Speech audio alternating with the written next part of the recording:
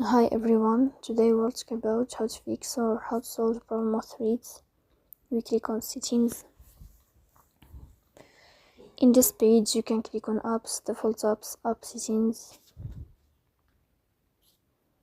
In this list you will search about threads and you can click.